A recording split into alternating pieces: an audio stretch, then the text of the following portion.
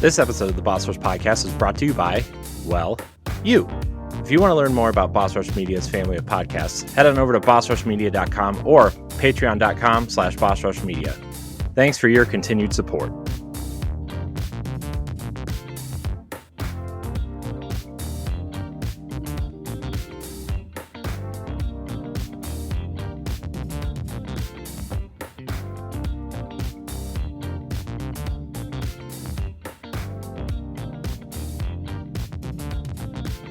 Hello, everybody. Welcome back to the Boss Rush Podcast, a great place to play games and be better. I'm one of your hosts, Corey Derrick, and alongside me, as always, is the PC muscle race himself, LeRon Dawkins. What's poppin'? Hi, LeRon. Hey, Corey. Are you having a good week? I'm having a good Wednesday night. I'm wearing the I Went Out Drinking bracelet. Ooh, where'd you go? To a business social. Oh, that's boring. It was boring, but I took advantage of the fact that today is National Taco Tuesday. I'm sorry, National Taco Day. Yeah, so which is weird that it's on a Wednesday, but I know. But I had plenty of tacos and what they call it, cerveza. You had cerveza and you're still awake? Yeah. It's Cinco de Mayo was National Taco Day. No, I say that with a tone of reverence. Anytime I have any alcoholic beverage, especially if it's earlier on in the day, I will be out like a light. I'm supplementing myself with Starburst. Okay. Sugar. That's how I'm keeping awake. Also, here's the mad pharmacist herself, Stephanie Klimov. Here with my Red Bull. Cheers, friends. I thought you were going to do show and tell. Oh, and Joel says hi. I got my Joel statue from The Last of Us. And speaking of show and tell real quick too, I also got this off Amazon, the Game Console 2.0. It's updated with up to the current generation. And I like that book because it's mostly pictures. And it gives a complete history of all consoles that ever were invented. So it's like really informative, and the guy's really passionate about gaming preservation. So I like it. Yes, emulator people. Yes. Did you get the one that's based all on Nintendo 64 and it gives a history of all the games that ever came out? I have one, but I think it's some like unofficial book. But I do have a N64 thingamajig. Again, I hate the fact that I'm so attached to the system that really isn't that great, but you can't. It's like you can't choose your family. You can't choose what you Wait, grew you're up. attached to the Wii U? No, N64. That doesn't great as far as I'm concerned. I don't think it's aged very well, but Yeah, I love those it. games are rough. But I love it. Which explains the lack of 64 games on Switch Online. That's a topic for another day. I will say I'm very disappointed how little of a library they have. And then they move on to Game Boy Color, like Nintendo 64 never existed. The thing is, though, is Microsoft owns like half the bangers that were on the Nintendo 64, though. So True. Mm-hmm. But I would figure the fact that they have a good relationship that could eventually be worked out. But yeah, maybe Game Pass or because Rare Replay's on Game Pass, right? Yeah. Which is where all those games are. I was going to say maybe that's why it's not happening. Maybe they'll put, Well, my thought was like they've had a good relationship with Nintendo. That when Rare Replay came out, I'm actually kind of surprised that did not come to Nintendo Switch. Like when that the would Switch sell came hard, out. at least to the old farts like us. Yeah, some Conker, some Banjo. Although I think the first Banjo's on Nintendo 64 thing. So, anyways, there is a fourth person here. It is PK Power, Pat Klein. I'm so glad you finally remembered me. Sorry, we got a heavy conversation on Nintendo 64. All right, speaking about heavy conversations, I'm going to lay some heavy knowledge on you. Oh boy. You ready? No. Saying, "Father, forgive me for I have sinned," is just a fancy way of saying, "Sorry, Daddy, but I've been bad." Oh, Ooh. This isn't After Dark. Oh. Two completely different tones, I'll tell you that. Same meaning, though. Yeah. Oh man. Oh man, I like kind of want to jokingly say that at my next confession, but I feel like I'm going to be marched out of my church. Oh Lord. It's Oh Lord. forgive me, Father, for I have sinned. Sorry, Daddy, but I've been bad. Oh no. Oh gosh, now I'm cringing. I don't like this. Oh man. Anyways, to get out of this. But what we do like is talking about video games. Video games. We're going to talk about what we've been playing. I'm going first. Show and tell. Ooh. The history of Castlevania. Yep. Haven't really opened it yet, but it was part of my collector's edition that's been sitting on the shelf for like the last 8 months without me even opening it. Oh, how could you have the will to wait this long? Were you like debating keeping it sealed or something? I don't know. I get nervous when I have a good collector's edition. I still have my Ori sealed. Mm. And that's got some cool looking stuff in it too. It's true. It's true. Anyways, sorry. Continue. Who's sorry? What are you sorry for? For derailing it by showing my awesome history of Castlevania. Oh, because we're so good at staying on topic. Yes, we're the most professional podcast. Our whole show is built on rigid structure. Stop it, Pat. You're fired.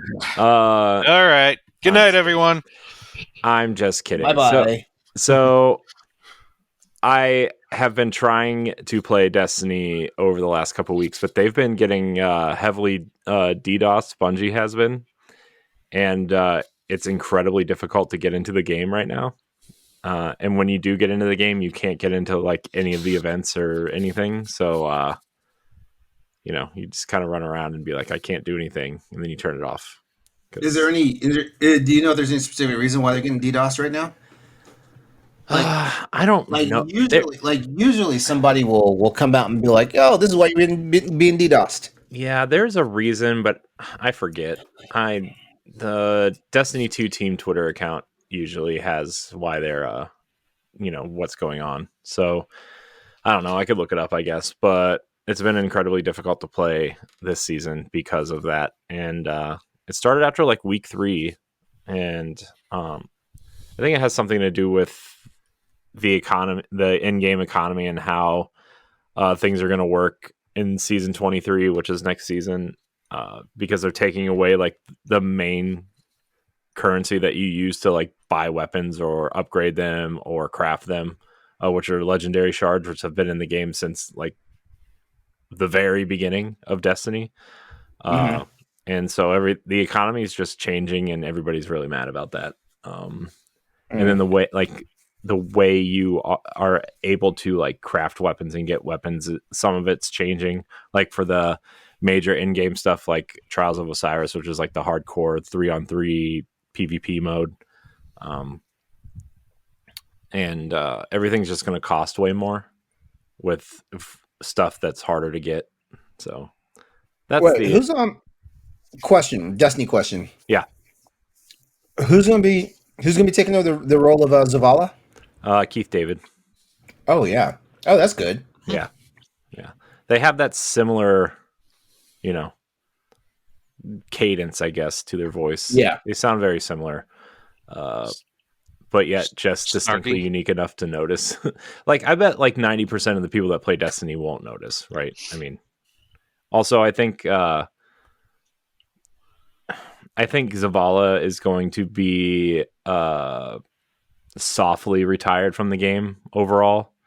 That's the speculation, but we're not 100% sure what's going to happen after. Because, I mean, the final shape is 5 months away, and nobody really knows what's happening except that we're going inside the Traveler for the first time. Into the Pale Heart is the new area.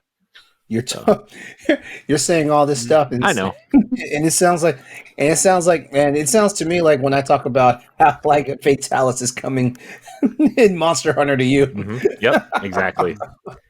The Traveler is the big white ball that hovers over Earth, that everybody worships like a god, and we're going inside of it, and the light it provides creates life, and so it's created some sort of life inside of it, but the Witness, who is the bad guy, the darkness, Witness is a triangle. has gotten into the he's in the Traveler, and he's distorted life inside of it. So you have the triangle in the circle. Mhm. So we figured the final shape is probably going to be a line. That way we get a complete Deathly Hollow. It's close. Actually, some of the shapes there are Deathly Hollow shapes in Destiny already.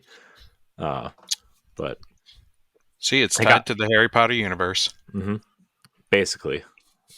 Basically, the game ends with you becoming Dumbledore. Actually. Whoa. Yeah. Or something else. Oh, the Final Shape Collector's Edition is really cool. But the game I want to talk about the most is I finished Alan Wake Remastered. Tell us how you feel about this game. Okay. Why'd you say it like that? So, okay. You weren't here for the first half of our conversation. I'm pretty sure I wasn't. So, in the context that this is just a straight up 4K version of the Xbox 360 game at 60 frames a second, taking that into account, I really did not like this game. I told Pat and Stephanie that I think it's my least favorite game I've played probably in the last 15 years. The controls are terrible. I think the controls are really bad. And LeRon, I think you and I had this discussion about the controls, and you kind of said, well, it's an Xbox 360 game, right? And we kind of had the discussion of the games that came out before this. When did this come out? 2010? 13 years ago. So.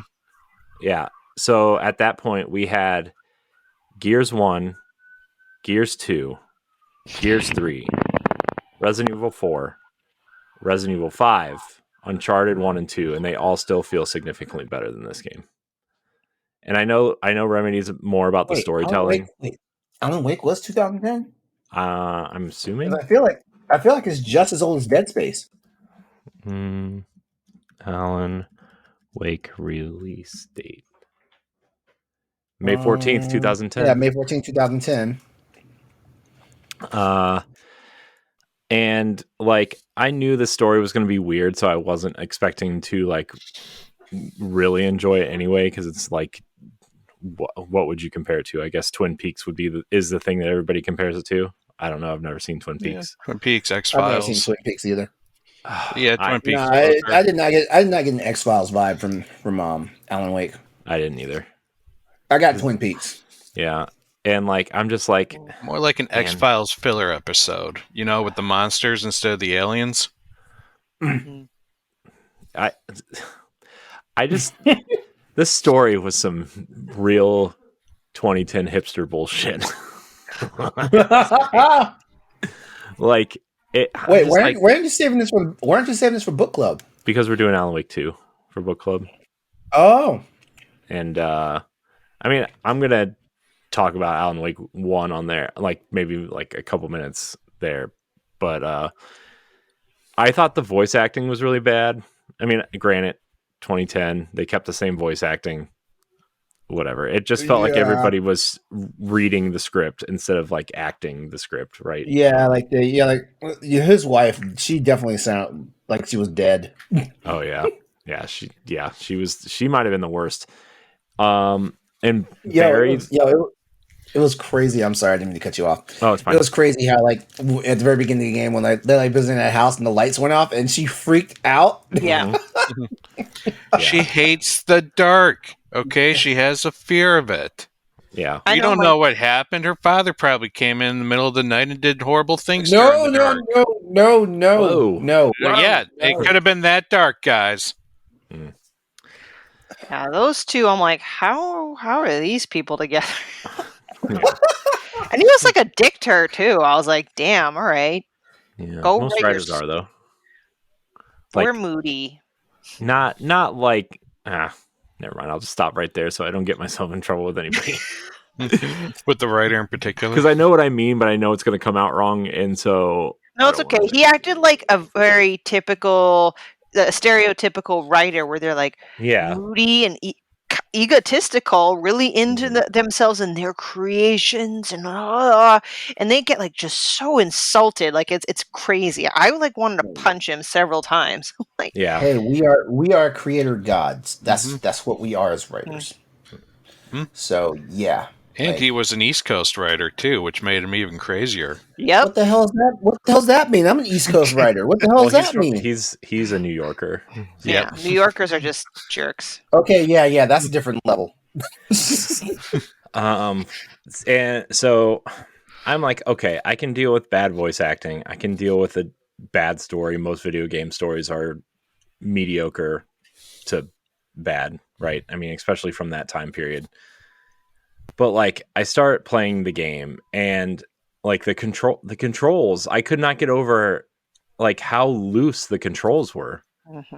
Like they, and I'm like I don't know if it's because like I'm used to playing, when I play a third person shooter, like Gears of War's controls are really tight. Outriders was a really tight. Like the controls felt great in those games. And like, man, I would like run, and then when I let go of the stick, he would still like run a little bit, or like the jumping, or like even when you have to like do the light platforming, and like you couldn't jump up on a box, or you would jump over the box, or you would fall off the side because you were angled slightly wrong. And it was just like, man, games have come a long way since 2010.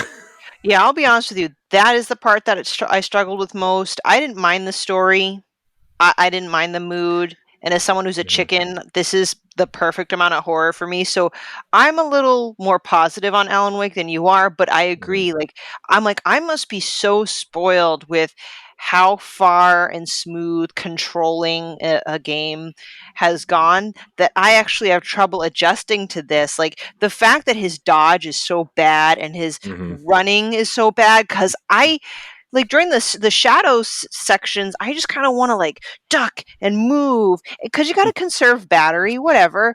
And I got my ass handed to me several times, and I really didn't think it was my fault. I'm just like, dodge, and I got knocked over by a barrel, and I just got mad. What difficulty level did you play it on? Standard. Like what? I played on easy because I wanted to get through it as quick as possible. He's trying to get through it. What? I finished it. Man, I was saying you're trying to get through it. That's all. Oh yeah. There's maybe too many games to play right now, and to prepare for book clubs, so I have to be efficient. So maybe it wasn't the 2010 controls. Maybe it's the fact that Alan Wake is a writer and not a military person. Therefore, he runs like, Nathan Drake isn't a weird. military person either. He's an adventurer, though. But Nathan Drake. Come on, that dude's been doing that shit since he was 12 Alan years Wake old. sits at a desk and exercises his fingers on a typewriter. Yeah, generally speaking, again, if we're going with a stereotypical writer, like a serious writer, physical activity is not their strong suit. Yeah, most writers don't experience the shit that they write about. But the other 4 Remedy games that I've played, Max Payne, Max Payne 2, Quantum Break, and Control, all felt way better. Although all those are special agents. Yeah. Although I will say, Quantum Break. I will say that controls. Nah, that's hard to say. On the Xbox One weren't very good because it just felt slow because it ran at 30 frames a second. And once the Ultimate Edition came out, that ran at 60. It felt way better, right? So, look at you frame counter. Look at you. I know. I'm an elitist. But yeah, I just and again, I want to reiterate that the story is not for everybody, but it is for some people, and for people who like that, it's probably really good, right? But I also had a really big gripe with the last chapter in particular, because you drive this car, you get to a blocked bridge, you walk around, you might kill a guy or grab some equipment, get in a car, and then you do that like 6 times, and then on your way to the cabin, right, it's just, I got to climb this mountain that's also blocked by box cars and trucks, right? Like, first of all, who put a train car on this mountain?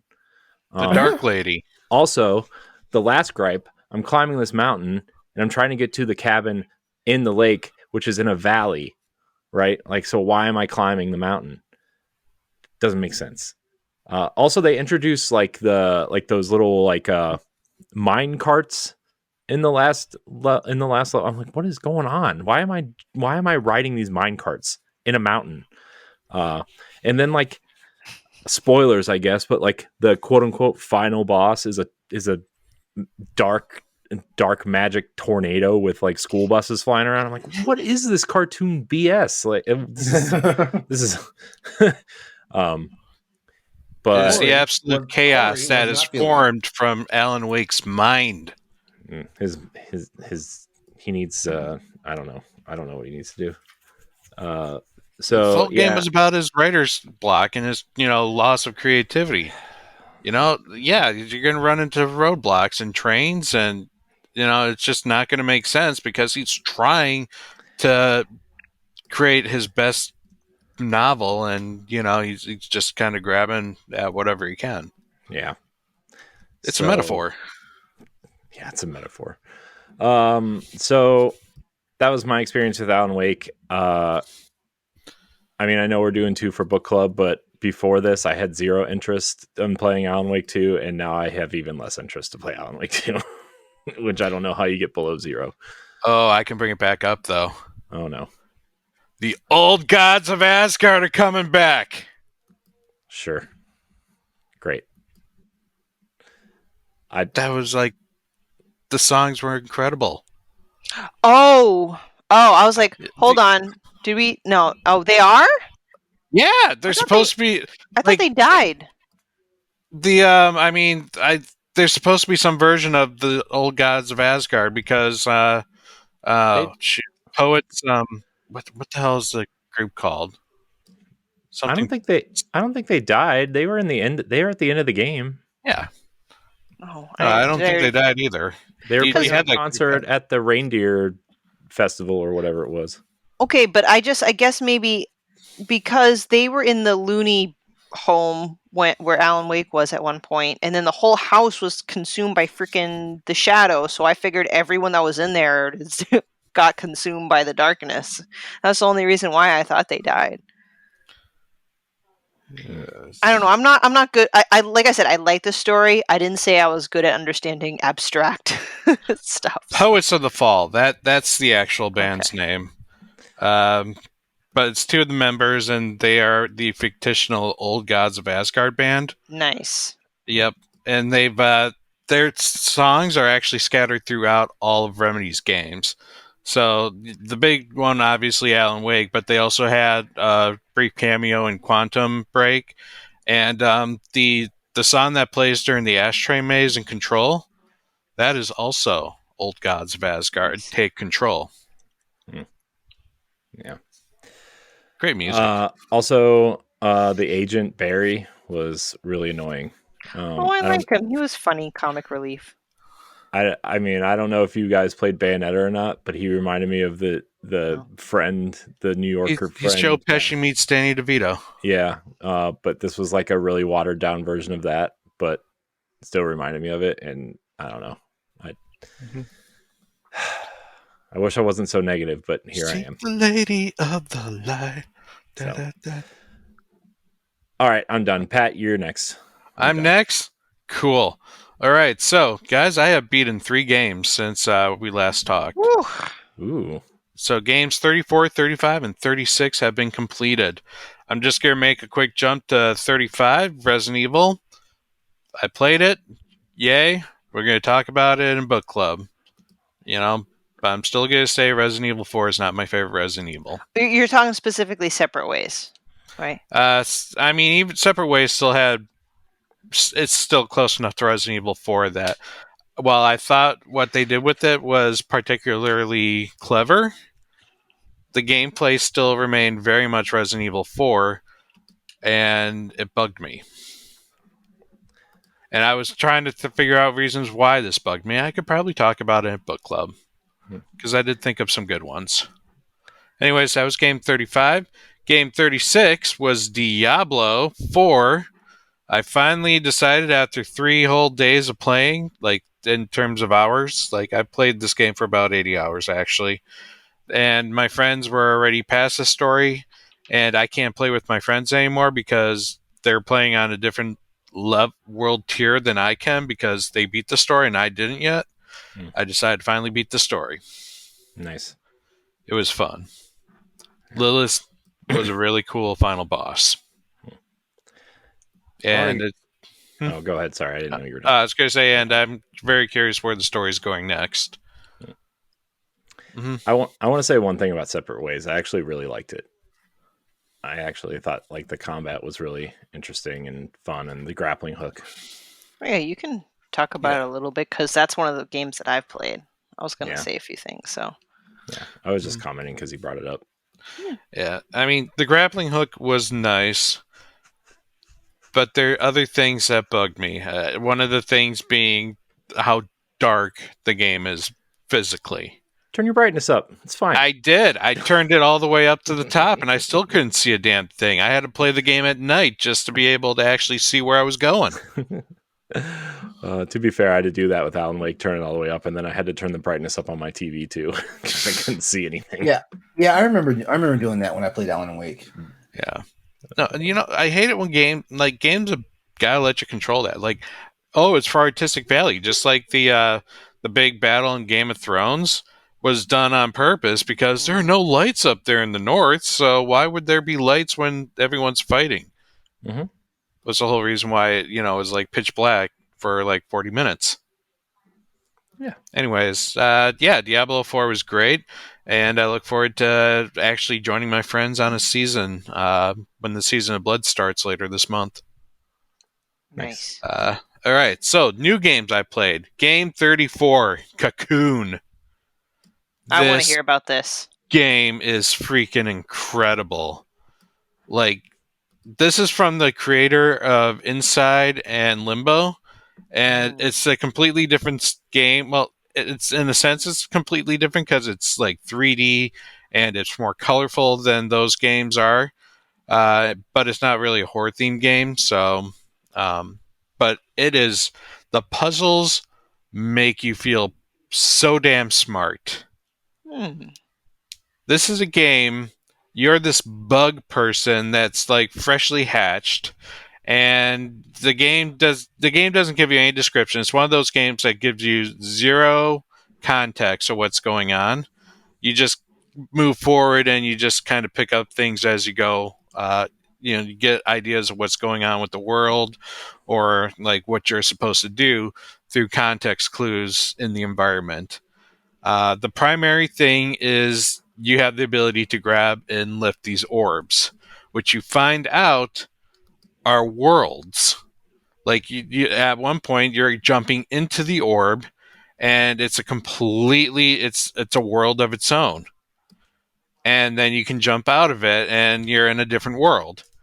And so you can then, when you get more of these orbs, you start taking the orbs. You can jump into the worlds with these orbs and solve puzzles, because each orb has a special kind of ability attached to it. Like the orange red one can form invisible bridges, or the green one can lift pillars that can be used for like elevator purposes, or for example. So not only are you trying to like progress through world upon world and into world, like there's points where you're even like going world to world to world. It's like an inception of worlds. It's like, and that, yeah, and it's like you have to use this to advantage. Like maybe, like you can only carry one orb at a time, but you need to get like 2 orbs over to someplace else. So how do you do it? You take an orb, you jump into the world, you place the orb in that world, jump back out, then you can carry the orb to the destination, and now you have all your orbs in one spot without, or where the puzzle wouldn't have allowed you to do so, because maybe you need to cross an invisible bridge, which only the red orb will allow you to see. So you'd take the green orb and put it in the red orb world.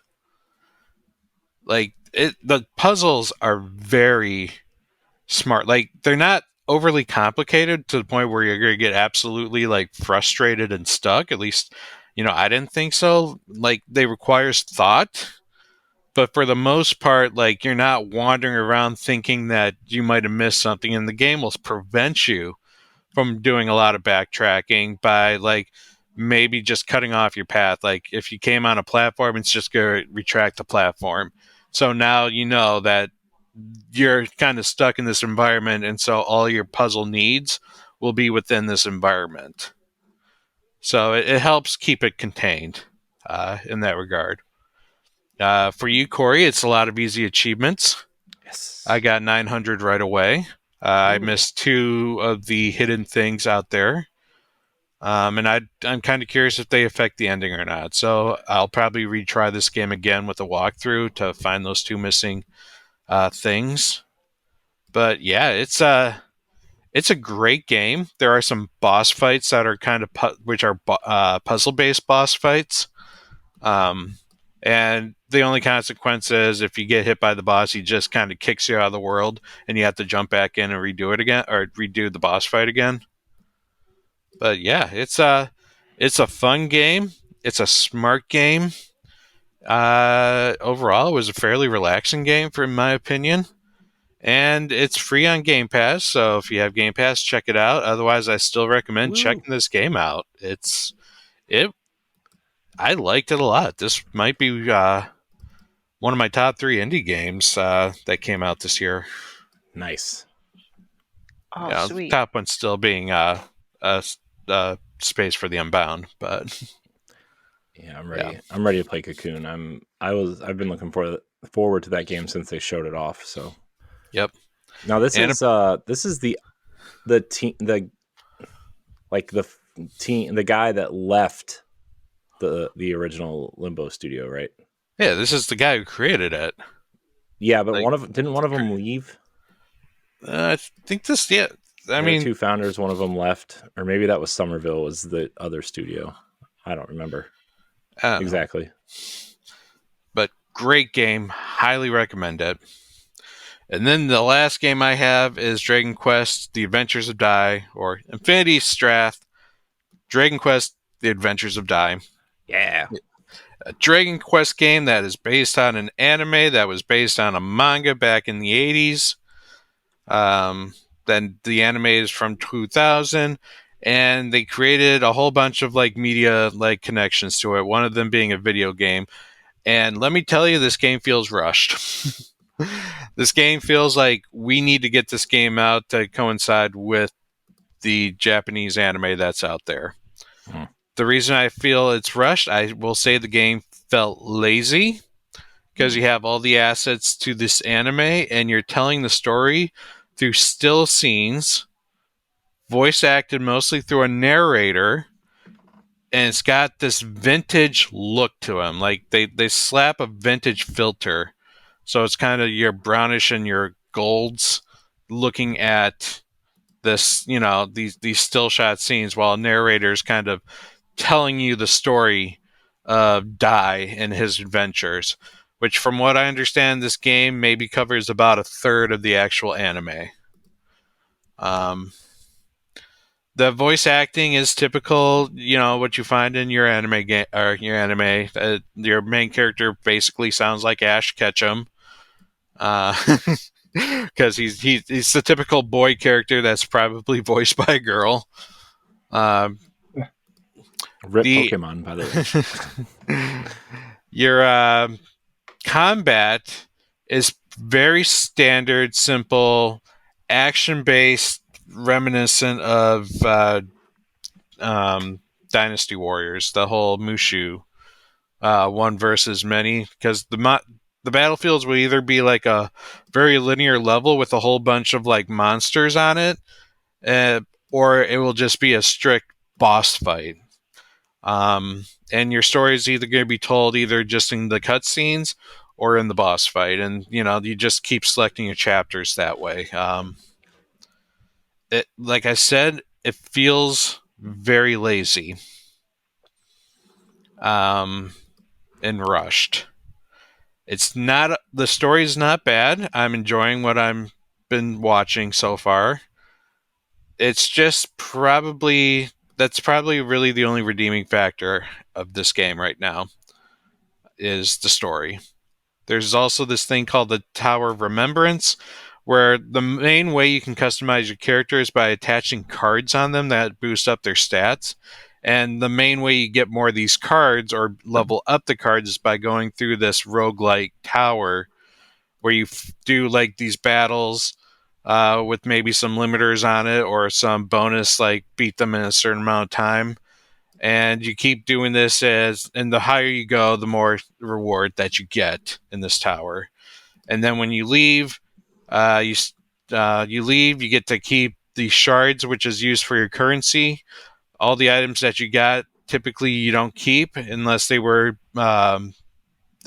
these trait cards or bond cards, is what they're called. And then you restart the tower again at level 1 when you go back through it. So that's it's a curious way in like leveling up, but really I would only recommend this if you're like a die-hard Dragon Quest fan and don't have any other way to see this anime. You might actually want to just see the anime if you can get that. That's sad. I thought this game was fun when they revealed it. Not that I'm a big Dragon Quest guy or anything, but Nah, it's all right. Like, it's average, to be honest. It's not horrible, but it's definitely Dragon Quest is known for their quality, and this doesn't feel that quality. That stinks. That's me. Well, Stephanie, you're up. You're muted. Mute. I know. I unmuted then remuted. Worried. So these guys get to share your sweet Steph scent. Oh yeah, let me talk about that first. I played more of Pub Encounter. Oh god. A dating sim where you play as a young woman that stumbles upon a bar whose primary clientele are middle-aged men, and you go on dating them. So their ages range from 40s to their 70s. Damn. And yeah, the owner of the bar, I guess he's a dateable character, and he's the oldest one. Nice. And I, as I mentioned last week, I picked it up because most of the dirty games you see on Nintendo are where you chase after the young, pretty women with disproportionate body parts. But obviously, so this going to have back problems in their 30s. Yeah, but in this one, I'm like, hey, this is kind of like real life. Where I pursue men older than myself, JK. But I was like, all right, cool. Let's get into this. I stopped at dating 2 guys because at first it was exciting, like kind of exciting, and I felt like a immature little kid, like hee, I'm playing a dirty game. But I unfortunately got old real quick because the music is the same.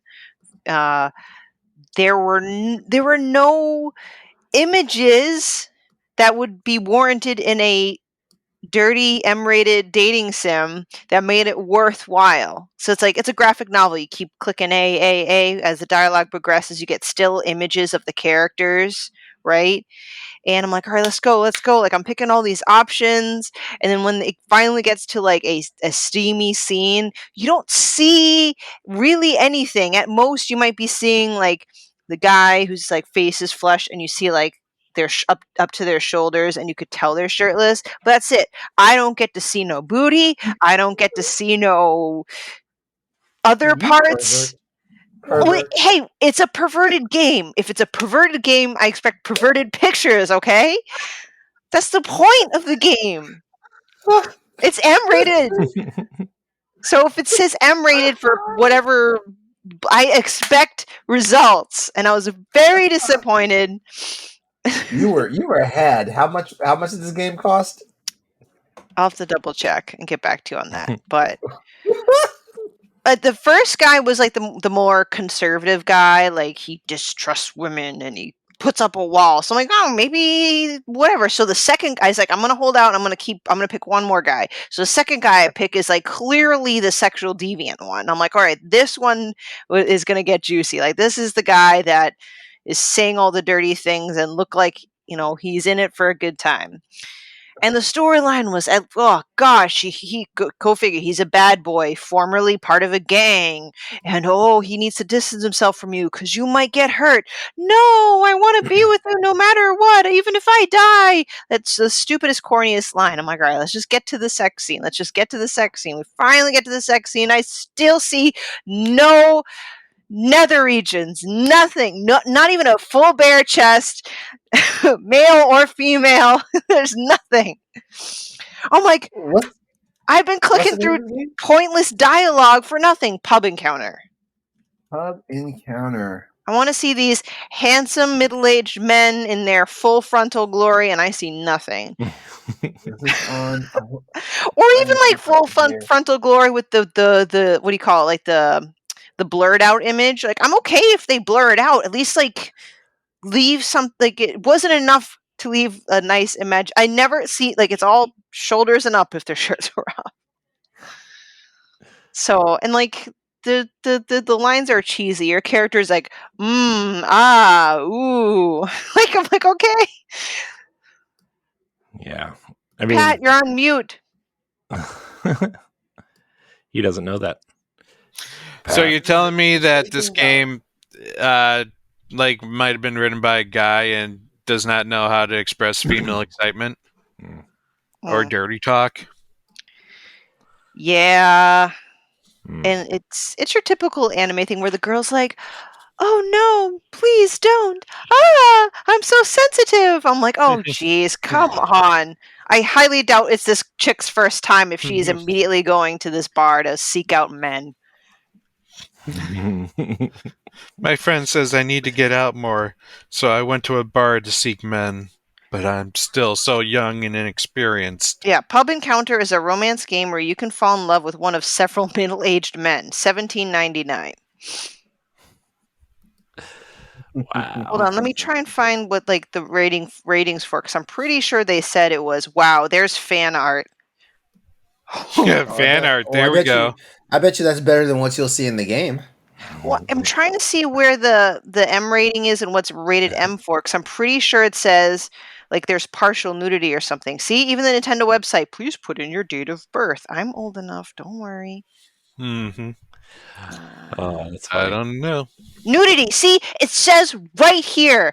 M, nudity, sexual content, and use of alcohol. If you're telling me that there's nudity in this game and I fork up almost $20, I better see something. Get your refund and go to like OnlyFans. Seriously, that's false advertising. It says nudity. There was no nudity. You should email them and ask them for your money back. All right, LeRon. She sounds like. What was the movie where? The guys are having the confession, and the one dude's like, I accidentally watched the gay porn one time, but I didn't realize that's what it was. Like, I watched the whole thing, and I was like, "Where's the girls?" That's what Stephanie sounds like right now. Where's the nudity? So the girls, he's like, the girls, they never came. That was Stephanie with that game. Yeah. Yeah. So man. it had a lot of promise, but it did disappoint me. So after courting 2 men, I put the game down. It's just like dating in real life. Wait, you didn't even beat the game? No. Then you probably have not even gotten to where nudity is available. No, okay, well, what do you mean by beat the game? Because I went through a whole story arc with 2 guys. So do you call that beating the game, or do you count beating the game as dating every single guy? Because I did go from dating every single guy. Every guy, and then it becomes an orgy. Also, if they're older, they might have a hard time. They might need their nurse or something. Whoa. No, the CEO is 41 years old. Okay, 41's not that old. I was talking about the people in the game. Yeah, one of the characters in the game is 41 years old. Anyway, But you said they No, go all the way up to 70. yeah, but the CEO is 41, the owner of the bar is 70 or whatever. But anyway, no, I went through a whole character arc from beginning to end, and I only got the good ending. So now I had to go back and get like the better ending. I don't know, but it took up a lot of time, and I'm like, I don't know, man. I put in a lot more hours than I probably should have put into this. Who knows? Maybe if I'm really bored, I'll go back to it. But I'm just saying and reporting in, okay? I feel like I spent way too much time talking about Pub Encounter. Moving on. I played and beat Separate Ways. I personally liked it because I liked Resident Evil 4. I like Ada Wong. I like the voice actress who did Ada Wong, even though she got a lot of crap for it, but I liked her. I liked how they were kind of like mini condensed versions of kind of what Leon went through. I still hated the part where I had to deal with regenerators or whatever you call them and the Iron Maidens. How the hell do they make those things so fucking scary? I hate it. I hate it. And when they flop on the floor, I think they're dead, but they're actually crawling towards you. I used up all my rifle ammo. I did not fare well in that level. But I liked how she kind of did a little bit of mini bits of what you had to do with Leon. And I like it because you got to see another part of the story that you never normally would, which is, I wrote a Boss Rush banter piece saying Zelda needs to take a page out of that book. Wouldn't it be great if you could play what Zelda did in Skyward Sword? It's something like that. It doesn't have to be a full game. It could be DLC of what another character is doing during your primary mission in the main game. So, played that. And then last but not least, I started Resident Evil 2 Remake because it is Spooptober, Spoopy month. This is the time to do it. This is a little different than RE4, I realize. So I didn't go 5 minutes before turning the lights back on. I'm like, I can't do this with the lights off. I can't. I can't. And I've seen Let's Plays on this. I know what's going to happen, but I can't. And this game's different. You have to like really conserve your ammo. Where in RE4, I mean, you still have to be smart about it, but you just go to town and kill shit. Here, it's like you probably shouldn't kill zombies unless you really have to, and I don't like that. I want Resident Evil 2, like even back in its original form, it was the game that taught you how to conserve ammo. Yeah, so I kind of messed up the beginning, so good thing I kind of made 2 save slots, so I don't have to go to the earlier one. I didn't get too far into it. I got too scared and went to bed last night. Man, just wait till you get to hear the scariest part of the game. Or the scariest sound in the game, even. Does that have anything to do with Mr. X? The clomping of footsteps in a room just next to you. Oh, it's going to freak you out. Mm-hmm. When you know he is nearby and you try to get your ass hiding. That's the other thing. Like the way the sound design for RE2 is crazy because it's silent. It's all sounds, and you're in a police station, but it's an old museum or whatever it was. So like I heard a floor creak when I was walking, and I like froze. I'm like, what's that? What's that? Oh my gosh! I don't know if I can get through this, guys. I'm terrified. You weenie. If you can't, you still got that game I loaned you. That's a good spoopy one. Yes, that probably is more up my alley, but I paid for the game and I told myself that I have to play RE2. I have to play RE4, which I did, RE2, and I at least want to play Village. These 3. Then I'll be happy. You should play 7, then I'll be happy. No, never. That will never. Welcome to the family, Steph. 7 is the one that's going to scare the hell out of you. Nope, that's why I won't do it. I don't like first person too as well. I just don't like it. Nope. No. Nope. So that's what I've been playing. Well, LeRon, it's your turn. Do I even need to talk about these? Yes. Just say what you're playing, LeRon. You don't have to explain anything. Just say. I'm still playing the Dead Space remake, my second run through, and I'm playing Spider-Man Remastered. Cool. Good news. I found the 4th marker statue, so now I am locked in for the final ending. Nice. For Dead Space. Yes. Yeah. It's all smooth sailing from there. Yep. All I gotta do is continue using my lowly plasma cutter so I can get the one gun achievement. Nice. That's impressive. Hmm. Yeah, and if people are wondering what's taking me so long to beat Spider-Man Remastered, it's because I'm basically trying to 100% like the game. I am. I'm doing Which you should. everything, the DLC, all the challenges and stuff like that. Like right now, I found like the 13th out of the 15th like Black Cat like heist things. Mhm. You know, like where she's basically dropping like little cat plushies all over the place with a camera, and you gotta scope out where she's scoping out to try and Mhm. capture. That's fun. My daughter Nice, really likes nice Black Cat. reward suit for that one too. Oh yeah. Yeah, Oh, I can't wait. I think it's the one I'm thinking of. Okay. Yeah. Well, I can't wait. My daughter really likes Black Cat. They watch The actual character. they watched that Spidey cartoon that's for children, and Okay. Black Cat is in it. She likes her because she dresses up like a cat. Has nothing to do with anything else. So, all right, let's get into some of these topic stuff things.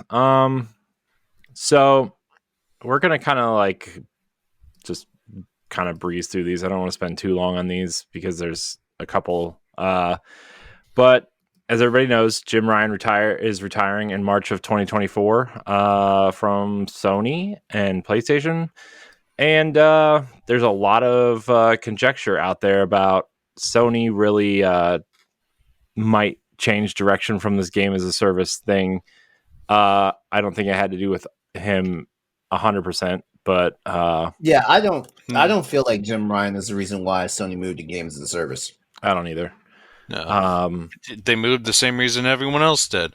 They saw Fortnite and like, hey, we could get easy money off of this. Well, that's what they should have done. They should have just kept selling their characters to Fortnite and making 70% rip off of every $30 skin.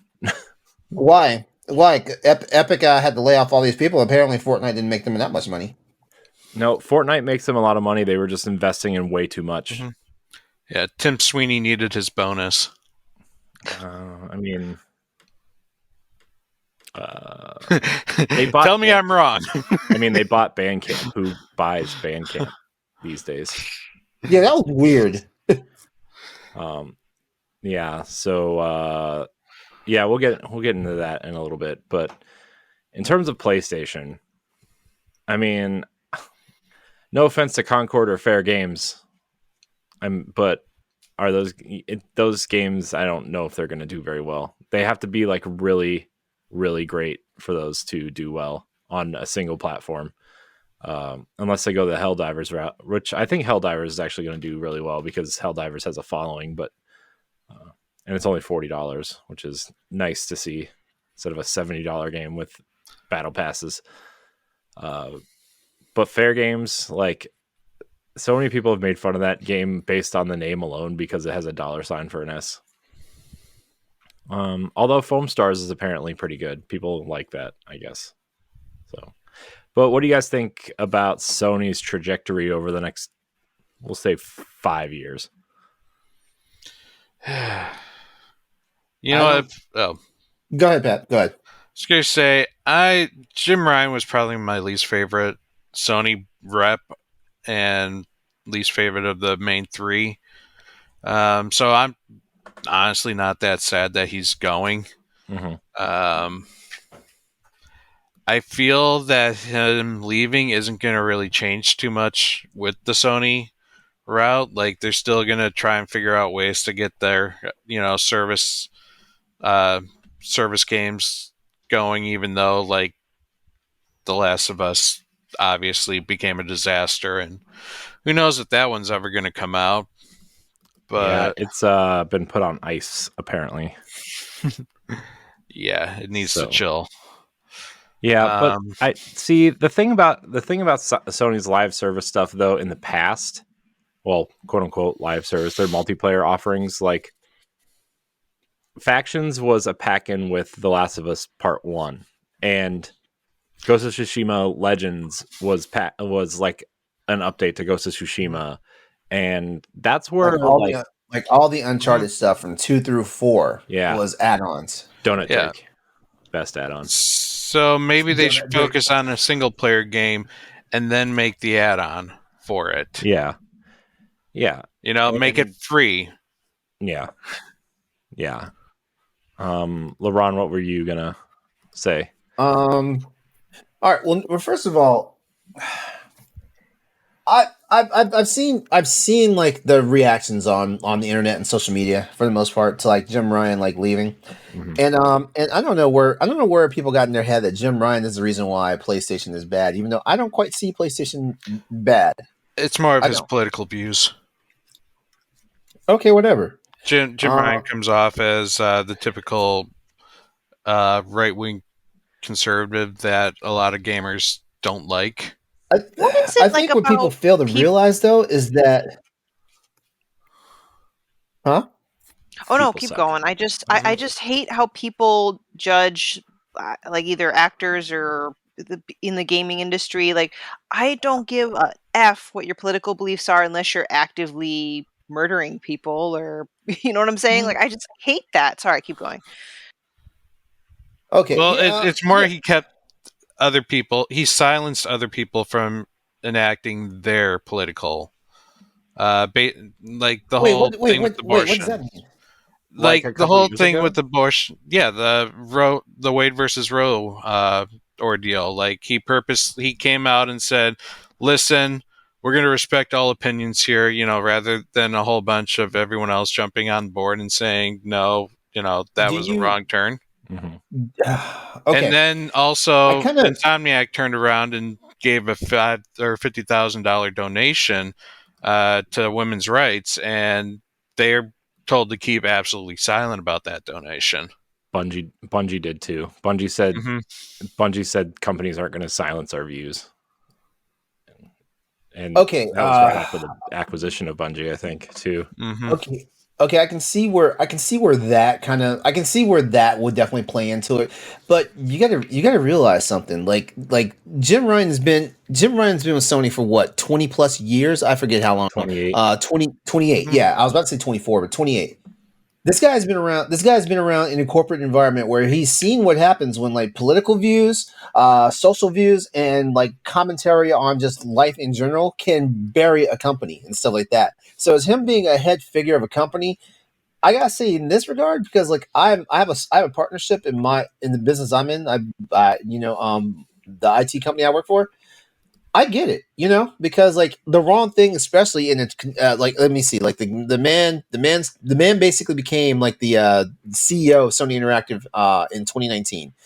Basically, next year was COVID, and so like he had to watch and make sure the brand didn't fail amongst all the other stuff that was going on. Like scalping was going on, so Sony wasn't making any real money off of that because the only way Sony could track like real like sales of the console was through subscriptions to PlayStation Plus. That was the only way they could watch and see what a bona fide sale was for PlayStation Plus. For the PS5, they had to do that, stuff like that. And he's seeing all these companies implode because, like most of them were spewing like right wing stuff, which like they should implode as they should because, like, you know what, like y'all shouldn't be wanting to disenfranchise poor people. Y'all shouldn't be wanting to control women's bodies. Y'all shouldn't be wanting to to hurt maim gay and trans people and shit like that. So fuck y'all. But anyway, this guy has been in business long enough, in some leadership capacity that he's seen what happens when political views and views on social commentary go the wrong way. Companies wind up going bankrupt and closing their doors and stuff like that. So I'm not necessarily shilling for Jim Ryan and his decisions on that, but I think he made the right move because I've actually been told by my employers, like, hey, like, we get it, like, you live your life and everything like that, but if you're the face for the company, you cannot do these things because like these actions have real life consequences. And even though like you don't sign a paycheck here, you just take a paycheck, like it'll hurt everything, stuff like that. So I mean, if that's one of the situations where people are mad about, I can understand that, but at the same time, from a business perspective, I understand why he did it. Yeah. Just to piggyback off you real quick, LeRon, I work with I work for a tech marketing company, and most of the people we work with have the complete opposite views of most of, if not all, the people I work with, right? Because they're all from either like, overseas, like India has a real, big, I mean, I don't know much about their views or anything, but, we work with people all over the world that have different views on things. So that's one thing that we have to consider when we go to work every day too. I mean, I understand if you, especially like tech, like China, like you want a good relationship with China because they make all of our stuff, not from a business standpoint, not saying like a moral standpoint, because just we had that discussion on Power Block the other night about China and Saudi Arabia and why gamers are afraid of them working or investing. Ultimately, the lesson in this story is like if something you do can impact a company's stock profile, you need to be careful about what you do. Mm-hmm. You have to be completely neutral on all things. Yeah, because Sony can't fuck around. Sony can easily become what Microsoft is right now. Like Microsoft bitches and moans every fucking day about how they're in third place all the time. Stuff like that. Sony cannot put themselves in that category. Sony cannot become the next Sega. I mean, Sony's so far ahead of the market share. Sony can't become the next Atari. Yeah, but I mean, Sony is so far ahead at this point that it's like, they would never be like a Dreamcast. They have never had a non-successful console. I mean, you could look at the Vita, I guess, or the PS3 starting out was not very successful, but it ended up being. Hey, the moment Sony turned around and said, "Hey, like we're breaking even on every sale now," like that was a good thing. Yeah. All right. So my second part here. Okay. So honestly, I don't feel the same way the internet feels about Jim Ryan. I don't think Jim Ryan is the reason why Sony is, I don't know, like undesirable. Let's just say, use that term, because in all honesty, like this, everything that Sony is doing right now, when Jim Ryan was like the head of SIE, and by the way, Sony Interactive Entertainment is not PlayStation. Mm-hmm. Sony Interactive Entertainment is a branch of PlayStation that's responsible for games and accessories, and to an extent hardware. Mm-hmm. So all that being said, ultimately, and I've said this day in and day out on my show Crossroads, and I've said it quite a few times on the Boss Rush podcast, and I've said it a couple of times on Nintendo Power Block when I'm on that.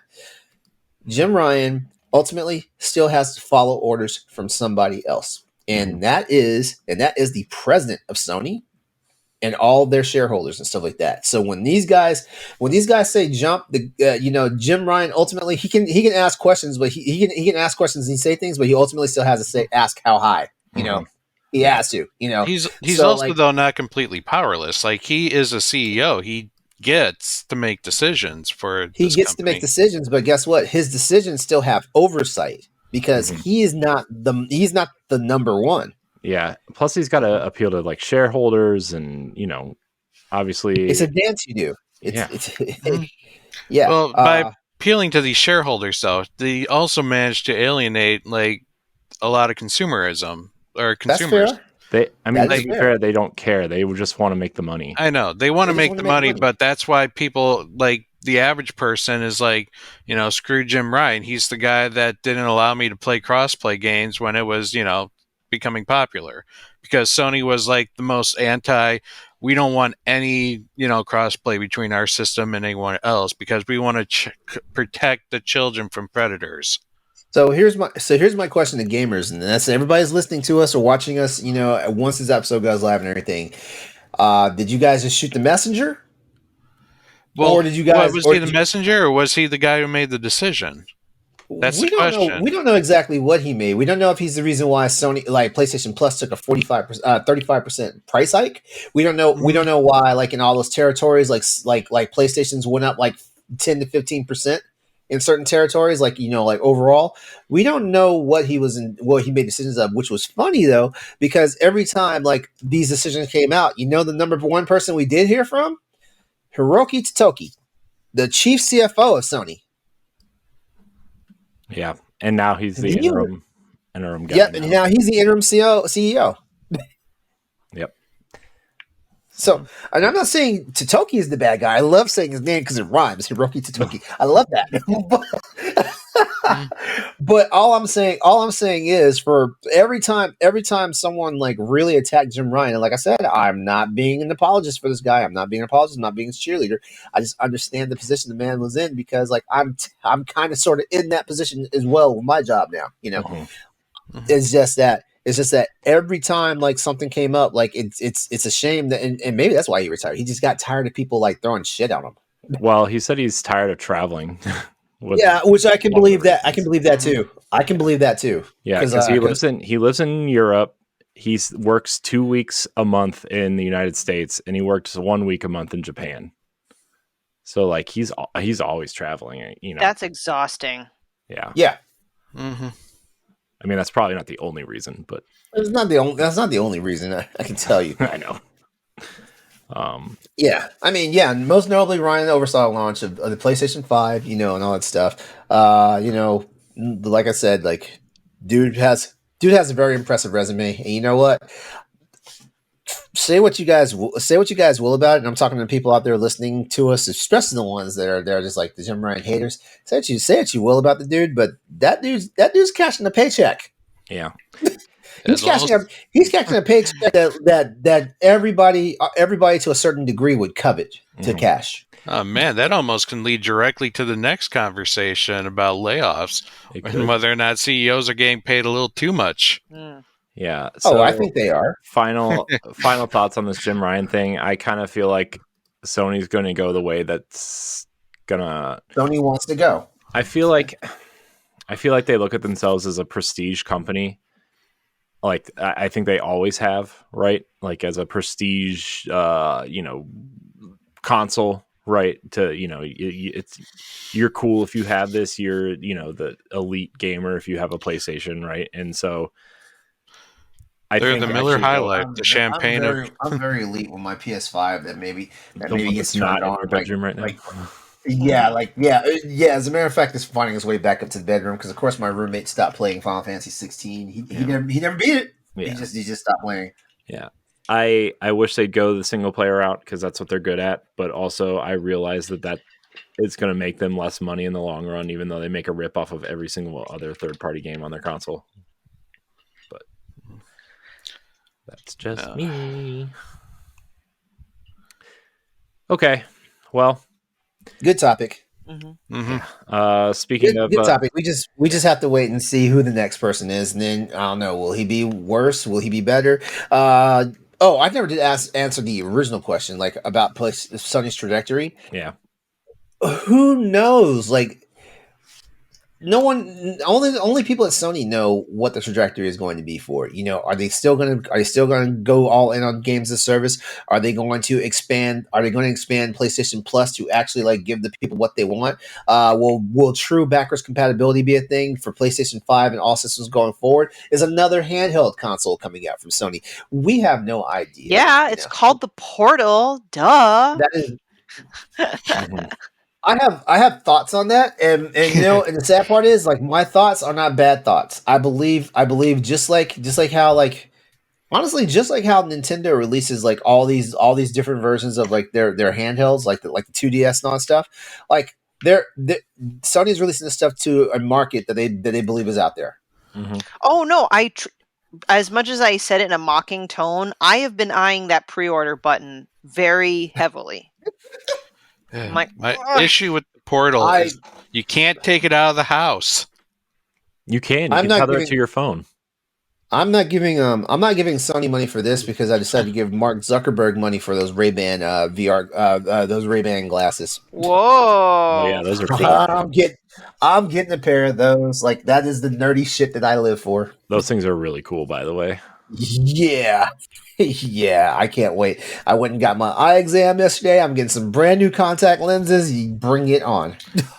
Speaking of cool nerdy tech, we at work we have talked about the Apple headset. That $3,500. Wait. Mm-hmm. Yeah, that one. The augmented reality headset or whatever. Woo. That's too much. That's too much money. I know. Shit! I was supposed to play the lottery tonight. Damn. Speaking of too much money, that's something that game companies don't have these days. So yes, everybody's talked about the Unreal stuff, and I'm sure we'll talk about it, or the Epic Game stuff. We'll talk about it a little bit, but I want to go over some of the companies who have either laid off a lot of staff or have shut down completely in the last 6 weeks. Okay, this is just the last 6 weeks. Obviously, Volition was shut down. Gearbox had people laid off. The number is TBD. Embracer also may sell Gearbox. Ascendant Studios lays off about 45% of their workforce. For those who don't know, they made Immortals of Avium, the EA original that came out a couple weeks ago, which I think looks really cool, but I didn't buy it yet. So, Beamdog, they're a developer owned by Embracer. 26 people were laid off. Crystal Dynamics lays off 9 people, 8 marketing people, and 1 IT guy. Roblox lays off 30 people. Activision Blizzard lays off 10 people from the Hearthstone team. Epic lays off more than 800. I think the count right now is 831 people. Team 17 lays off people amidst company restructure. You guys hear about the Epic and about how they found people that they forgot to lay off and then laid those people off too? First of all, we'll get into this, but why the hell is Epic so big? Why are they so big? 830 people is 16% of your workforce. We'll get into that in a minute. Yeah. So I have massive. my first question. Do all these companies just fucking call each other up and all plan to lay off people like around the same time of year? I think when one starts It's doing not so it, much- the other it's not jump so on much the that. train. It's not so much that. It's when their fiscal years are starting to come to a close. Yeah. Did you see Microsoft or Xbox tweeted out that they to the Epic people who got laid off specifically to hire them for their studios who use Unreal Engine? Why? Because then Microsoft's going to lay those guys off. Microsoft has had, 3 rounds of layoffs before the FTC shit started? Yeah. Wow. I don't know, man. I don't know how it works. Okay. The company I work for is 7 It's people. bonkers. I don't know. Naughty Dog has reportedly laid off 26 people and is pressuring employees to keep the news quiet. Twitch had another round of layoffs. Yeah. And Dang Studios shut down Boomerang X developer because funding failed to materialize. This is all in the last Failed 6 to weeks. materialize. Yeah. Do you Well, think they're part of- they're a VR company, so like nobody cares about VR. Do you think in some instances, not all, and I'm not an expert when it comes to business stuff like that, but for some of these, do you think it's that the executives, the board members just put such high expectations on the money that they think they should be earning, and then when they don't meet that, they're like, all right. Mm-hmm. That's exactly what the Epic layoffs were, where they were like they were investing more money into the Fortnite creator program and making Unreal Engine the best engine possible, and investing in their quote unquote metaverse. And Tim Sweeney said he thought they could push through it, but at the end of the day, they couldn't. And so, yeah, I don't know, man. The Epic one is definitely the one that obviously stands out recently, because I mean that's such a huge number of people, including people at Mediatonic, which were Fall Guys. People who got laid off said that the studio was basically eliminated. It's like a skeleton crew there now. Rocket League developer Psyonix had a few, and then they obviously divested in Super Awesome, which was the advertising company they owned. They sold off Bandcamp. The only company that they owned that wasn't affected was Harmonix. which is hilarious because like Harmonix only makes DLC for Rock Band. Yeah. How many people even work there anymore? Sorry, I don't mean to laugh. It's just, but 830 people, roughly 16% of the company. It's so. Why are these? I mean, I know a lot of these companies went on hiring sprees during COVID, right? Because they could, I guess, and money was cheap. Spending money was cheap with low interest rates if you borrowed it or whatever. But like, I wish some of these companies were smarter about how they were using their money. I think one of the big issues here is that right now everyone's making the big push to be the AAA titles, budgets of over, or budgets of like $250 to $500 million per game that take about 5 to 10 years to produce. They're going to be running out of money. They don't have games in between to, subsidize. Stop! You're missing something here because like a bunch of these are American studios, and during COVID, like there was government kickbacks to like keep people employed, True, stuff like that. those PPO, yeah, forgiven PP loans. That too. Yeah. But trust me, there's politics and money behind all this, and a lot of it skews more to politics. Honestly, but yeah, like. Of course, a lot of is bad decision making, on the part of like the corporate structure that hires these people and stuff like that. Because nobody ever wants to get. I've been a victim of a layoff. Like I got hired. Back when I was working for the shipyard, I got hired a massive hiring spree. And then like when contracts got pulled out, like my neck got on the chopping block. And stuff like that, and it's just kind of things. It's kind of the way it goes. Like when company sees prospects, they want to hire to shore up for the stuff. But when those prospects dry up, or when something happens, because a lot of this looks, because looking at a few of these look like gamers just lost faith in the companies and they stopped buying product. Yeah. And that leads to a different conversation. Why are you putting out subpar stuff? Like you guys hear me complain all the time. The worst thing you can do to me as a PC gamer is give me a shitty port of a console game, especially when the console game wasn't really that great when it launched either. I'm going to tell you right now, don't pick up that Metal Gear Solid collection. Yeah, I'm going to wait for a sale on that one. Like a remake of Snake Eater sounds good, but I'm going to wait. Yeah. The other thing too, especially with Epic, like how much money do you think they're losing on that store they're trying to push? Because they just made that deal that to encourage indie games to be exclusive to their store for the first 6 months, they make every penny. Or like the 88-12 split. I wonder how much that's hurting them. I wonder how much, it costs to give away those free games. You know what I mean? Like it's not free money, like they're paying these companies to get stuff on their platform the same way that Microsoft is paying to get their games on Game Pass, Yeah. Mm-hmm. It's just, I think... I wonder... Definitely could be that. I wonder how much Epic is actually making in sales of games. Probably not much.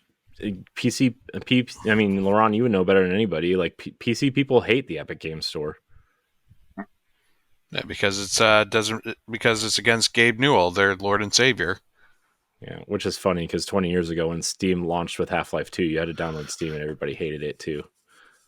LeRon remembers. Yeah. I'm wondering if also in terms of Epic, like when they were hiring, like Unreal 5 engine was like still like kind of being implemented and stuff, and now that it's pretty much there and accessible to everyone, I wonder if like what's that team got to do now? Like the project's over. Well, I mean, they're still updating it and fixing bugs and adding new features to it, though. Yeah, but for the most part, it's the machine going. Like it's out there being, chucked out to the next developers. And with the whole Unity thing, Unreal just became more attractive. I know, and now they just Okay, shot so themselves in the foot. so Epic Games annual gross revenue in 2022, Epic Games was projected to generate approximately $6.27 billion US in gross, up from 5.1 billion in 2020. Mhm. Oh. Let me see. Yeah, that's rough. I don't have hard numbers on this, but 2023 is projected to be 6.51 million. And I'm not gonna look at 2024 and 2025 because like these numbers need to like be reflective of like the layoffs and stuff that just happened. Yeah. Plus, like, I feel like they thought Fortnite might last forever, and like they've Fortnite's still rocking. I know, but like their player base has been dropping a lot recently, and the last thing, the new whatever they're calling it chapter in the new season has Ahsoka in it, and they said this was the first time that player count has risen in almost like 6 months. Mm. So I don't really keep track of Fortnite, so I couldn't tell you. I mean, I really don't either, but I was looking into this because this story was so interesting. So yeah, I mean, Fortnite's just not bringing in the money anymore, and it's like, well, the game is 7 years old at this point. You know, I mean, Minecraft is like one of those games that just seems to last forever too. But there's so much. Yeah, they keep adding new content. Well, I guess Fortnite too, but Minecraft keeps adding more stuff. Yeah, Like that is actually part of the game. Where yeah. what is Fortnite? Just skins and occasionally a new map. Well, the PC version has like this creative mode where like people are actually building their own games through Fortnite, and like, but that's only the PC version. I mean, I bet most of the people who play Fortnite are on console, right? So, Oh wait. I found the real number of how much money they made last year. The Epic Game Store made $820 million in 2022, which was down 2% year over year from the $840 million generated in 2021. compare that to Steam because that number Okay, seems see. low, to be honest.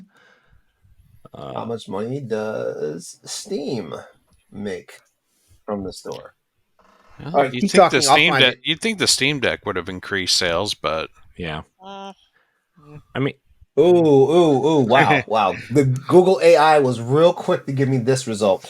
Valve generated 13 billion US dollars in total revenue in 2022. About 10 billion of the revenue was from the Steam store. mhm. Interesting. Okay. So that would be what Epic Games is making about what 1/15 of that. Hold on. All One right, so let's see. ish. Do we want to use do you want to use the whole 13 billion or just the 10 billion from the store itself? Do the 10 billion from the store itself. yeah. 10 billion divided by wait, okay, hold on.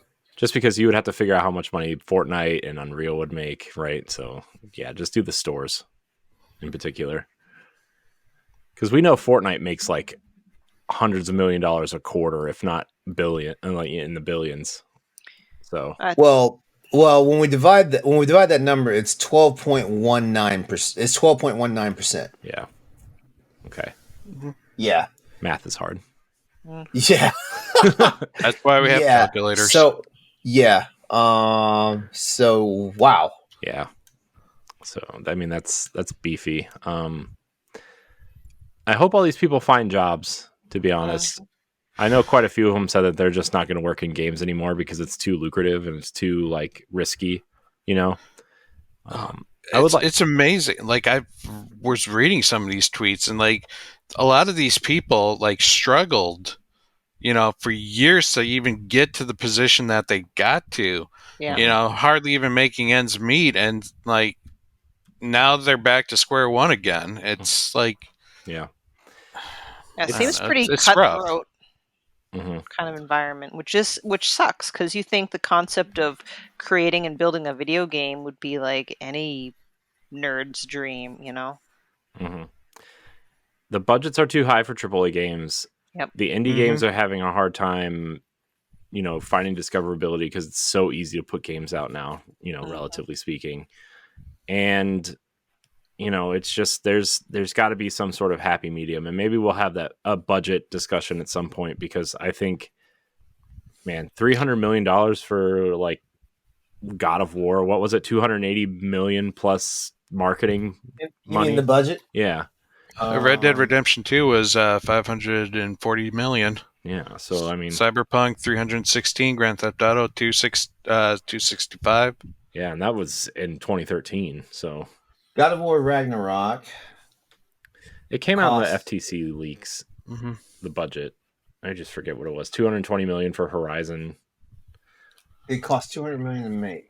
So For And isn't Ubisoft an example of a company that sets really high expectations and then they always say that they underperform? Ubisoft does sometimes, but Square Enix is really bad about that. Square Enix and EA. Yeah. Hey, Final Fantasy 16 sold what, 4.5 million on one platform that's not even at the peak of its sales numbers yet, and that was a failure. So Okay, well, yeah. Mm-hmm. Not a failure, but they said it underperformed. They underperformed, then they backtracked. So, it was okay. Yeah. Man. No, it's. But, oh man, Shenmue's still considered one of the high ones. yeah. And that was 1999. Yeah. About 123 million with inflation was how much that game cost. Yeah. Well, good luck to all the people who got laid off. We hope you get jobs. Did you see the severance pay though for Epic? 6 months of base pay, 6 months of health insurance, accelerated stock options, vested stock options, and there was something else too that was in there. That's not horrible. No, it's not bad. No. Better than BioWare, where people are still waiting to get their severance. Yeah, by the way, did you see people got laid off from BioWare too and are suing BioWare? Because they haven't gotten their severance yet, and also one of the teams that they let go was unionized. Ooh. Yeah. I wonder if BioWare is going to exist in the next 5 years, to be honest with you. You gotta wonder if Dragon Age is coming out in the next 5 years. Yeah, and Mass Effect. Shut up. Let's go to a new topic. All right. Don't do this to me. We're gonna answer some questions. I feel like we've been running a little bit long, and so we need to get to these questions. Remember, if you have any questions, join the Boss Rush Network Discord or follow us on Twitter and look for the question threads. We would love it if you wrote in questions. MH Norris has 2 questions via Discord. She asked, with the amount of layoffs, do you think that that may result in a series of games rushed out sooner than they should be? A good example is Fae Farm, which really needs another few months in development because the amount of bugs she found were far more than they should be for a $60 game. Is that game $60? Jesus Christ. I mean, I kind of feel like we see that now. I mean, look at Cyberpunk. Cyberpunk's the prime example right now, right? It was not done. Not that it had, well, I guess, the PS4 version was delisted, and everybody says that this 2.0 version should have been the one that was released. And I've actually had the itch to go back to that game and play it, but so basically we will wait 11 years from the time it was announced for it to come out. Yeah. That's what they're saying. See, yeah, I mean, again, goes back. I don't think layoffs is the reason why we're getting the rush games. Obviously, that more comes to budget and development time, and the fact that they need to get a product out and they can just patch it. Yeah. But I do think that'll the crunch culture, is that what it's called? Will definitely be, for me, I would think, be more of a escalating issue than rushing products out. I know it's not the same business, but there's a certain retail pharmacy that loves to really keep trimming down hours for techs and stuff like that, and they expect at minimum the same output and they generate flu shot goals, for example, based on how you did last year, and then they tick them even higher. So the crunch is getting tighter and tighter. So I just feel like it'll just keep that nasty cycle of crunch culture alive and well. Yeah. Yeah, I kind of feel like it might be a little column A, a little column B. I mean, I think this comes back to how big these budgets are for these AAA games, and like, I mean, look at Horizon. You can see like the wispies on her face, right? Like, I feel like I don't want to. Not that I don't like these big, huge AAA games that look amazing, right? But like, I feel like we got to figure out a way to, like, okay, I know I just shit all over Alan Wake Remastered, right? But like, that game looked fine. Like, it looked fine, Not, I mean, it doesn't look great, but it looked fine. And like, I don't think every single game, AAA game, needs to look like super realistic all the time with the greatest detail, right? And I don't know, man. I mean, Sean Layden, the previous CEO of PlayStation, talked about this after he left on some random I don't know what show it was, but like, he was like, marketing budgets have doubled, right? When he first started at PlayStation, budgets were like $100 million. And then when he left, it was about $150 million. And now they're, the average AAA game costs $250 million to make. And I mean, as much as we kind of like shit on Nintendo sometimes, their budgets are like real low and they sell a gajillion copies of games, right? And there's got to be some sort of happy, there's got to be some sort of happy medium between those. I think the major problem when you look at like games, especially console games that want to look like that, I think it's because honestly, like, and I also kind of fell into this trap too back before I was a PC gamer. I would look at games on the PC that were also on the console, and I was like, man, why does this game look so much fucking better than the console games and stuff like that? And like, over the years, over the console generations, the console developers heard this and stuff, and they started trying their best to pack more, power into the hardware and stuff like that, which means that now is no longer appropriate for you to make a PS2 looking game on a PS4, or a PS3 looking game on a PS5, or an Xbox 360 game on a Series X, like, it just doesn't make any sense now, because of course, like, the consumer's going to be like, why am I playing? Look at how we talked all that shit about Bayonetta 3.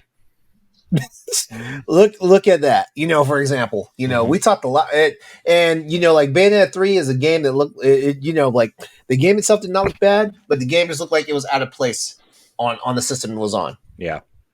And stuff like that. And that's you see, and we're doing it right now in the current gen with what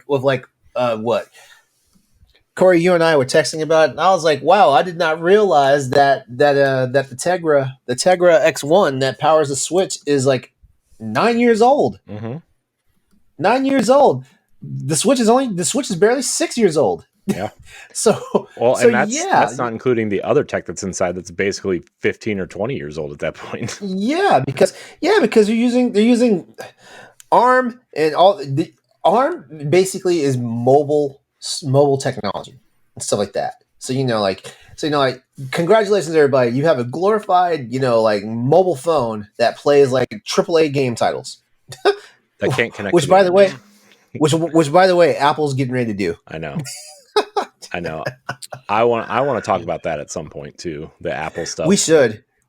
Not tonight, obviously. Maybe next week we'll talk about it.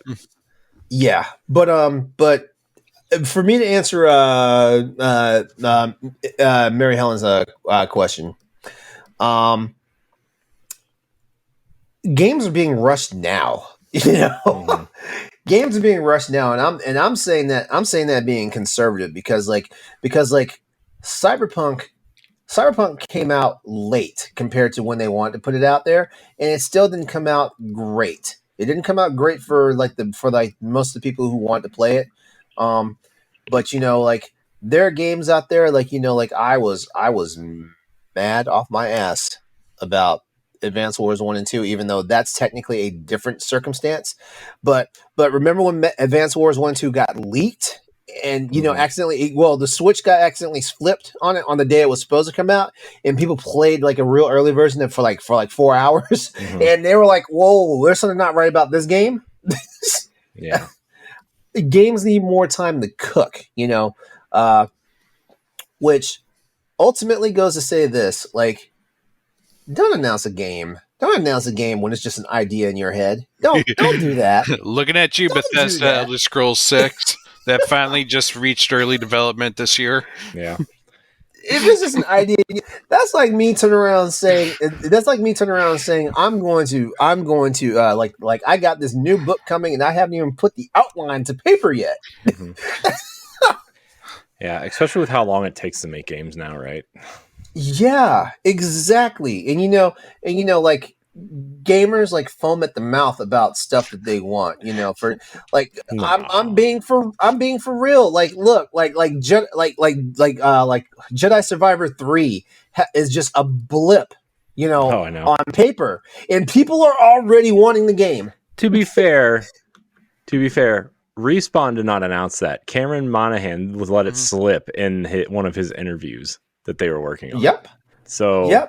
But I think what's funny is like right after that, the guy who was responsible for Jedi Survivor 1 and 2 is like, "Oh, I have nothing to do with this." He's like, "I've already left. We're making it. That's news to me." He's like, "I've already left the company." So the games being rushed just because it has nothing really to do with the layoffs and stuff like that. If anything, they should take into the fact that they are laying people off, so they need to make sure the game has a little more polish to it when it comes out. Because the first thing people are going to say is, "Well, this game would have been fine if you hadn't laid off all those people." Mm-hmm. Yeah, there's got to be a way, man. To here's my thing. I think. Because it was mentioned about the amount of bugs in Faith Farm. Here's the thing about it. I think the development base has already been split. Like when I say development base, I'm talking about like you have a studio developers, right? We're not stupid. We know the dev kits for the next gen consoles are out there, so they probably have split half their teams up, so people can like work on the new dev kits while the other people have to pick up the slack for the games that are still on the cutting room floor that need to be put out and stuff like that. Yeah, this is. And we always see this in late cycle games. Like we see some late cycle games, like a late cycle game that was a masterpiece, The Last of Us on PS3, masterpiece. But look at some of the other games that kind of like fumbled in that same development outline, and the same release outline, stuff like that. Because why? Because they were working on PS4. And guess what? Some of these PS5 games tried out there looking amazing, and then some of the other PS5 games came out looking like trash, and it was because like half the team was split. Isn't it crazy that the Uncharted 1, 2, and 3, The Last of Us, and all those games from Naughty Dog came out within 2 years of each other on PS3. And then, Uncharted 4 came, 4 years after that, but that had some development issues. But, and then it's just nuts to see that. And remember last year, Jason Schreier said, if you're building a AAA game now, you better be speccing for the next gen because it's not coming out on this console. Man. All right, let's get to the next question. Because she also asked, since it's October, what do y'all think will be the biggest game sales wise of the holiday season? Mario Wonder. Yeah. Spider-Man 2? Nah, I think Mario Wonder's going to outsell Spider-Man 2. Guys, you're overlooking the most obvious answer. This better be a real answer. Yeah. Call of Duty 3. Oh, yeah. No. Modern Warfare. Yeah, Call of Duty is the biggest. Call of Duty is the highest selling game every freaking year. Actually, Modern Warfare 3 is going to be a behemoth. Yeah. It is. But I do think in the long run, Spider-Man's going to sell probably like 40 million copies. I'm not even kidding. By the time PS5 is all said and done, that game's going to sell a gajillion copies. It won't sell that many copies this season. No, not this season. No. But I'm saying by the time PlayStation 5 it's lifetime. It's lifetime. Okay. Yeah. But I do think in the short term, Mario Wonder is definitely going to be Mario Wonder's going to be the one. Yeah, Mario it's Wonder's gonna be gonna be Call of one. Duty. It's on multiple systems. I'm And saying it's the I'm saying best. within the October, the days within the time frame. It's gonna be Call of Duty again because Modern Warfare comes out next week. Oh, does it? Or I thought is it it came this out. week? I thought it came out. I at thought it was the coming out end in of November. Oh, yeah, sorry. Yeah, November. Well, didn't she say I for was looking at a holiday? list. It's like the 5th or 8th. Yeah, holiday season. Yeah, So- the question was of the holiday season. Just to slightly revise on that after listening to you guys, I do think long run beyond the season, Spider-Man 2 would be my prediction. I get Wonder, but like and this is coming from someone who prefers 2D Mario over 3D Mario. Like, I'm not sure if it's going to be as big of a hit as if a 3D Mario came out, and that's why I'm thinking Pat has a point with Call of Duty. Like, I think if you so I think Stephanie, you think like everybody else thinks, like a big 3D Mario game, but the 2D Mario games actually outsell the 2D Mario or the 3D Mario games like 4-1. really, Yeah, all right, that's something I did not know. So I'm looking forward to seeing how this will turn out. Yeah, like when the Wii was the new hotness, right? Like Mario New Super Galaxy. Mario Brothers. What? I hate. Wait, New Super Mario Brothers was when? Wait, the when did the first one came out on DS. Yeah, but when did that get ported? What console did it get ported to? It didn't get ported. It was a brand new game on the Wii.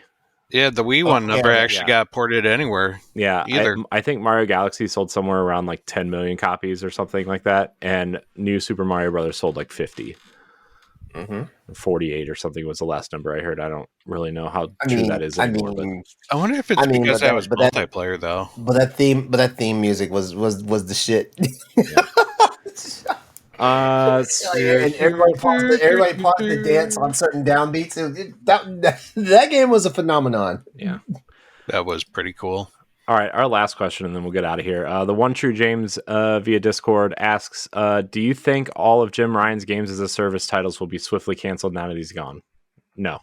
They just acquired a ton of studios for games as a service. Why did we even include this question? Do we even know that games as a service is Jim Ryan's idea? You know what? I'm signing off. Part of me thinks it was like maybe not all of Jim Ryan's decision, but I do think they do want a piece of that pie. And remember, they have like 12 of them in development, right? Mm-hmm. They only need one to hit big, right? To call it a quote unquote success. And, Bungie obviously has Destiny, Marathon's coming, which is going to be huge. I don't know if you would call that a Sony game, but they're owned by Sony, so I wonder if they include that in that or not. But and then you have the 3v3 hero shooter coming from Bungie, also that has been rumored for a long time. No, that doesn't sound like it's going to be exciting. So I don't think they're going to get canceled. But in the next 5 to 10 years, when these games start coming out, I do expect studio closures, or the heads of the studios leaving that they purchased. Like, I could see Jade Raymond leaving Haven if that poor lady can't stay anywhere. I know, dude. The last game she was actually credited on was Splinter Cell Blacklist. Wait, for the 360? Yeah. Wow. So I do kind of feel bad for her, but I don't know how great of a, obviously if she hasn't put out a game in over 10 years, like, is she really a great producer? Obviously she went to head. The internet's going to come for you. Oh, I don't care.